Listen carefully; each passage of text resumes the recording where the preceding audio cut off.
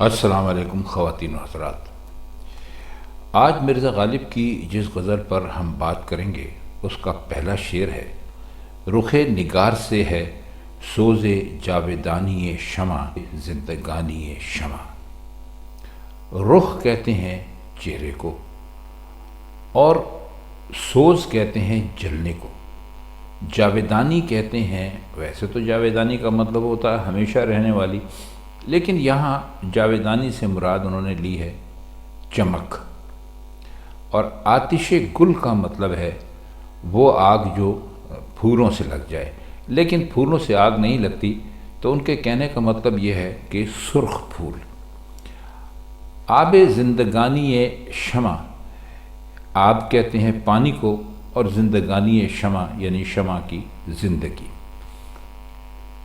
آتش گل سے مراد ویسے تو پھول کی آگ ہے، لیکن یہاں پر جو غالب نے اشارہ کیا ہے وہ محبوب کی جو گالوں کی یا رخسار کی سرخی ہے، اس کو انہوں نے تشبیہ دی ہے آگ سے، یعنی ان کے محبوب کے جو گال ہیں وہ بہت سرخ ہوتے ہوں گے، تو انہوں نے اس کو آگ کہہ دیا۔ کہتے وہ یہ ہیں کہ شمع میں جو ایک مستقل ایک سوز اور جلن ہوتی ہے وہ محبوب کے رخسار کی وجہ سے ہے۔ یہی آتش گل ہے جو شمع کے لیے آب حیات بن گئی، یعنی دوسرے لفظوں میں یہ کہنا چاہتے ہیں کہ محبوب کے جو گالوں کی سرخی ہے اس کی وجہ سے ہی شمع میں روشنی ہے۔ ظاہر ہے کہ آگ بھی سرخ رنگ کی ہوتی ہے اور جو محبوب کے گال ہیں وہ بھی سرخ رنگ کے ہیں، تو وہ یہ بتا رہے ہیں کہ جو شمع کی جو روشنی ہے اس کا سبب ہمارے محبوب کے سرخ رنگ کے گال یا رخسار ہیں۔ شعر کا ایک پہلو یہ بھی ہو سکتا ہے کہ محبوب کے حسن پر حسد کی وجہ سے شمع میں جلن پیدا ہو گئی، یعنی اس کے جلنے کی وجہ جو محبوب کا یا ہمارے معشوق کا رخسار ہے اس کا حسد ہے۔ اور دوسرے مصرعے کا مطلب اس صورت میں بھی وہی رہے گا جو بیان ہو چکا ہے، یعنی یہی رخسار جسے آپ اس کی نرمی اور اس کی کشش کی وجہ سے بہت ہی آگ سمجھنا چاہیے، شمع کے لیے آب حیات بن گیا ہے۔ شعر دیکھیے کہ زبان اہل زباں میں ہے مرگ خاموشی، یہ بات بزم میں روشن ہوئی زبانی شمع۔ اب اس میں اہل زبان جانتے ہیں کہ اس محاورے میں موت جو ہے وہ چپ ہو جانے کا نام ہے، یعنی حقیقت سے مجلس میں شمع کی زبانی اور جو زبانی روشنی دکھائی دی۔ شعر میں بس نقطہ اتنا ہے کہ شمع کے بجھنے کو خاموش ہو جانا بھی کہتے ہیں، جس طرح چپ ہو جانے کو موت کہتے ہیں، اسی طرح شمع کا بجھنا اس کے لیے موت ہے، لیکن وہ روشن ہوتے اسے زندہ مانا جاتا ہے اور محفل اس کی روشنی سے فائدہ اٹھاتی ہے۔ تو یہ حقیقت بھی شمع نے بزم روشنی سے آشکارا کر دی۔ اگر وہ روشن نہ ہوتی اور بجھ جاتی تو بزم میں اسے جگہ ہی نہ ملتی۔ مرگ خاموشی، بزم، روشن، شمع کی مناسبت، یہ بہت ہی اپنی جگہ پر خوبصورت الفاظ وہ لائے ہیں، تو اس کی مزید تشریح کرنے کی کوئی ضرورت نہیں ہے۔ شعر دیکھیے کہ کرے ہے صرف با ایمائے شعلہ، کرے ہے صرف با ایمائے شعلہ قصہ تمام، بطرز اہل فنا ہے فسانہ خانی شمع۔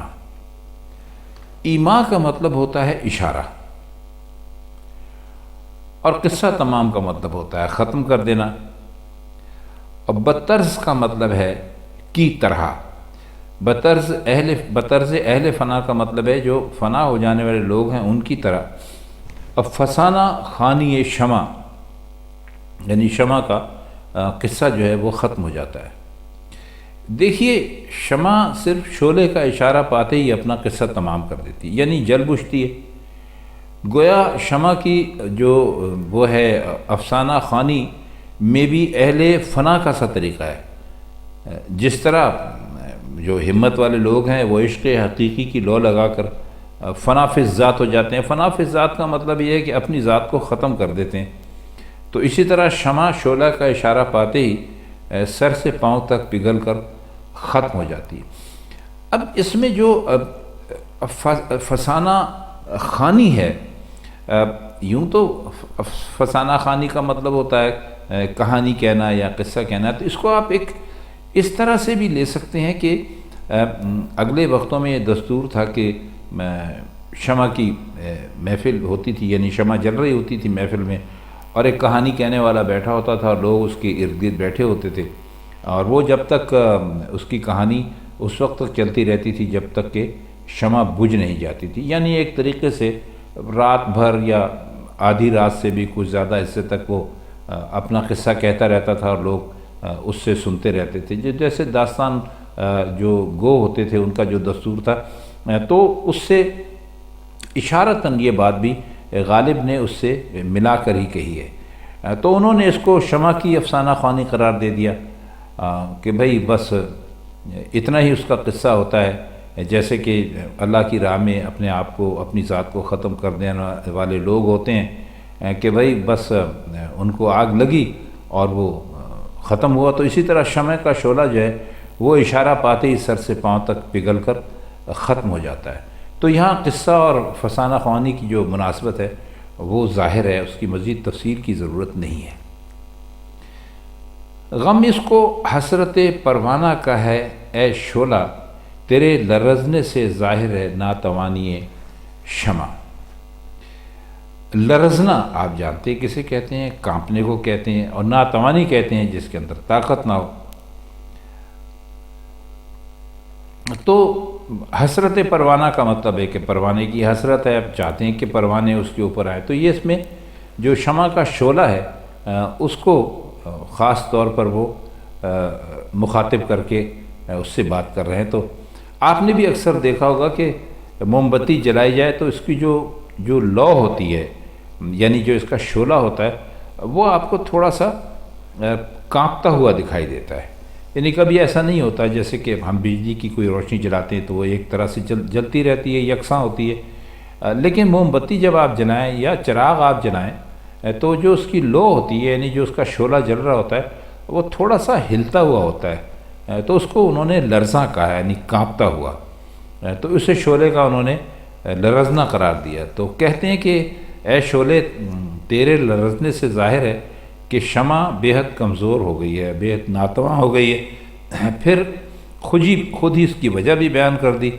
کہ اسے پروانے کی حسرت کا غم کھا گیا، وہی غم اس کی کمزوری کا سبب بنا، یعنی یوں کہیے کہ انہوں نے دکھایا ہے کہ شمع اور پروانہ جو ہے ان کا عشق ہے، اور یہ کہ اگر کوئی ایسی شمع جل رہی ہو کہ جس پر پروانے نہ آتے ہوں تو ظاہر ہے کہ اسے وہ کانپ رہی ہے، وہ لرز رہی ہے اس خوف کی وجہ سے، اس کی حسرت کی وجہ سے، اور وہ اس کے عشق میں، اس کے انتظار میں بہت کمزور ہو گئی ہے، اور وہی غم جو ہے وہ اس کی کمزوری کا باعث بنا ہے۔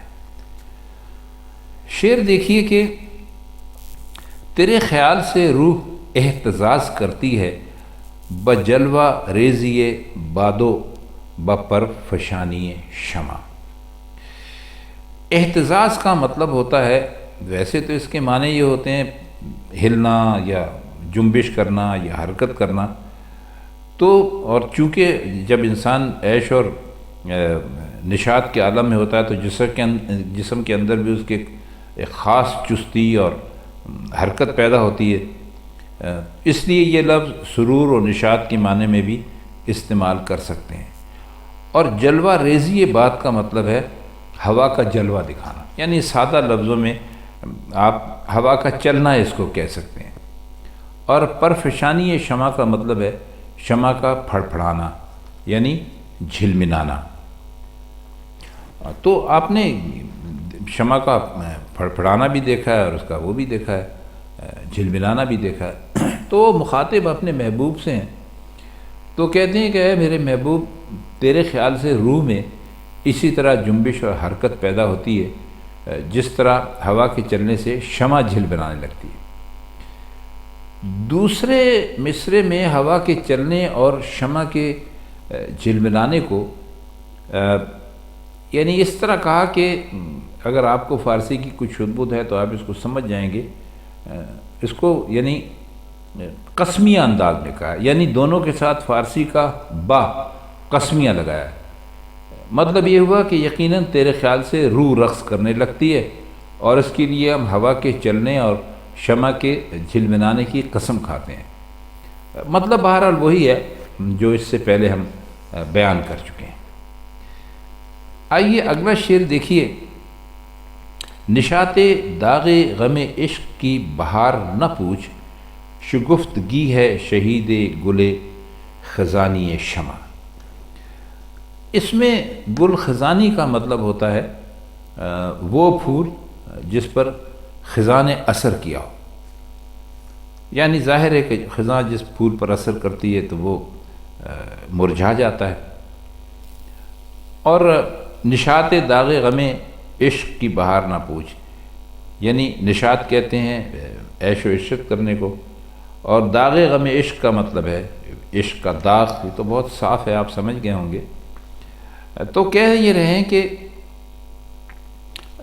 جو غم عشق کے داغ سے ہمیں جو سرور حاصل ہوتا ہے، جو مزہ حاصل ہوتا ہے، جو نشاط حاصل ہوتی ہے، اس کی بہار کے بارے میں کچھ مت پوچھ، یہ سمجھ لے کہ شمع کے خزاں دیدہ یعنی افسردہ اور پژمردہ پھول پر شگفتگی قربان ہو رہی ہے۔ اب شمع کا خزاں دیدہ پھول کیا ہوتا ہے؟ وہ ایسا ہوتا ہے کہ اس کے جلنے سے، جو اس کے جلنے سے پیدا ہوتا ہے، تو اسے داغ غم عشق سے انہوں نے تشبیہ دی ہے، اور بہار نشاط کے لیے شگفتگی کا لفظ لے کر آئے۔